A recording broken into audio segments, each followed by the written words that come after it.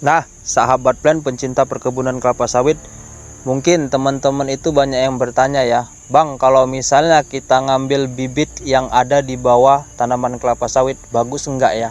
Nah, jadi buat rekan-rekan pencinta perkebunan kelapa sawit, ini akan saya jelasin ya. Kalau misalnya kita ngambil bibit yang ada di bawah tanaman kelapa sawit ini bagus atau enggaknya. Nah, pada umumnya bibit pada tanaman kelapa sawit yang di bawah ini bisa dikatakan bagus, bisa dikatakan tidak. Nah, kecuali yang pertama itu dengan sistem cara pengambilannya. Nah, cara pengambilannya itu cari yang batang besar seperti ini. Nah, sampai sini paham ya, batang besar seperti ini ya rekan-rekan pencinta perkebunan kelapa sawit kalau mau ngambil yang di bawah. Nah, jangan ngambil yang seperti ini. Nah, ini tunasnya panjang tapi kecil batangnya. Nah, ini tidak disarankan ya. Yang disarankan itu seperti ini.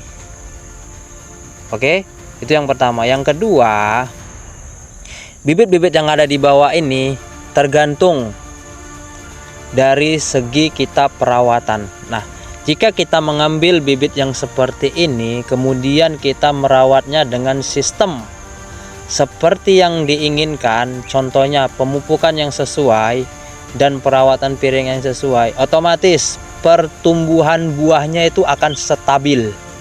Nah, dia akan seperti ini pertumbuhan buahnya.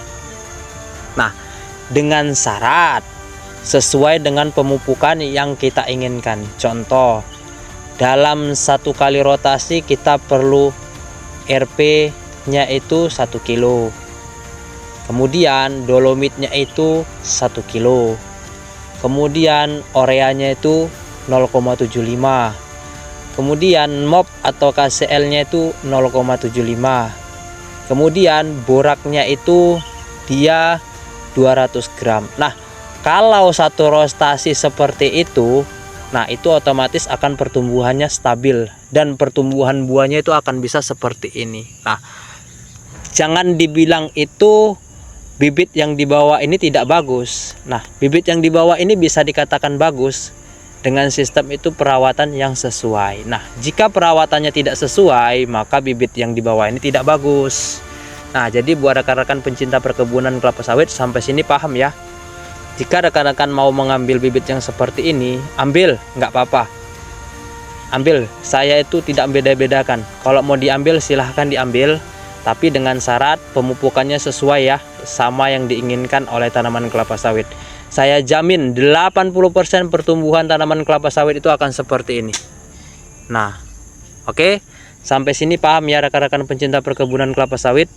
Nah, jadi kalau mengambil boleh diambil, kalau tidak boleh tidak. Nah, sekarang tergantung teman-teman. Jika tidak punya biaya, ambil yang di sini, sesuaikan dengan pemupukan.